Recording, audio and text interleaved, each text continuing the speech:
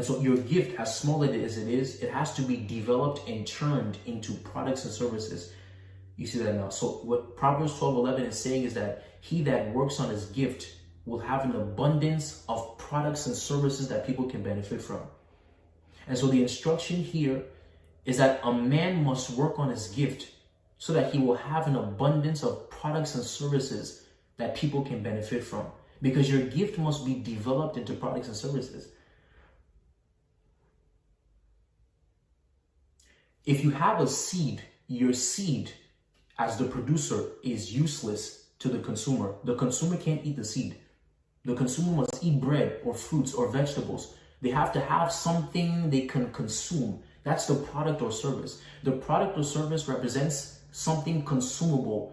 To just have a gift, for example, to just have a singing gift, nobody benefits just from the fact that you can sing well. No, that singing gift has to be transported into a song, into an album, into a stage performance, into a worship service. It has to be developed into a platform that somebody can consume from.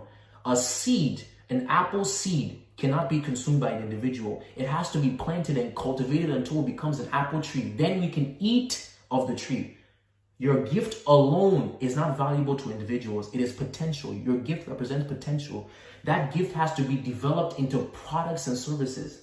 So if you have a teaching gift, that teaching gift has to be developed into sermons, into lectures, into books, into poetry, whatever medium of expression. If you have an oratory gift, that oratory gift has to be developed into addresses, into poetry, into speaking arrangements, so forth. You see, whatever gift you have has to be developed until it can become a product or a service, or many products or many services.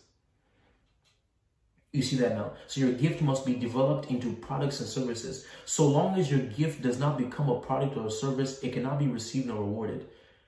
You see that now? So long as your gift does not become a product or a service, it cannot be received or rewarded. Somebody that goes to a farmer's market to buy apples will not pay you for apple seeds. They didn't come from apple seeds. They came for apples. They came for the product of the apple. They didn't come for the seed that makes the product. Your gift is the seed that makes the product.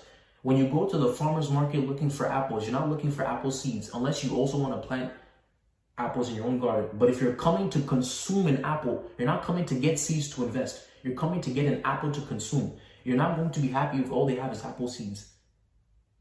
So when somebody comes to a gifted man, they're not coming to just know that you have a gift. They're coming for products and services. Something consumable, something receivable. You see that now? And so your gift must be developed until it becomes products and services. It has to be refined until it becomes products and services. Like gold that is found in the earth. The gold has to be refined. The gold has to be separated from alloys. Alloys are mixtures of different metals. It has to be unalloyed. So sometimes, in fact, most times gold, when it's found in its raw state, is mixed in with other precious metals like silver. For instance, they have to separate the gold from the silver. And then it's also found in ores. Gold is found in ores. Ore is a rock that precious metals are found in. So they have to separate it from the rock. They have to separate it from other metals until they just have pure gold. And then they take the pure gold and they can make it into bracelets. They can make it into chains. They can make it into watches. So your gift is like unrefined gold. It has to be developed into a product or a service. That gold can be turned into coins. That gold can be turned into a gold brick. That gold can be turned into a chain. That gold can be turned into a watch. But the gold watch you see on your wrist did not start as a gold watch. It started as unrefined gold, alloyed gold, impure gold that had to be refined into a product or service. So your gift must be developed into products and services. The Bible says in 2 Corinthians chapter 9, verse 10, now he that ministereth seed to the sower, both minister bread for your food.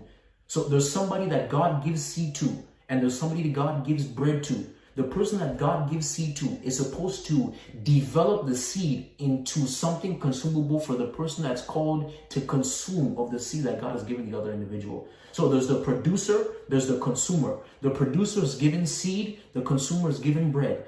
The producer is given a gift, the consumer is given a product or service. The producer is given a singing gift, the consumer is given a performance. The producer is given a teaching gift, the consumer is given a lecture.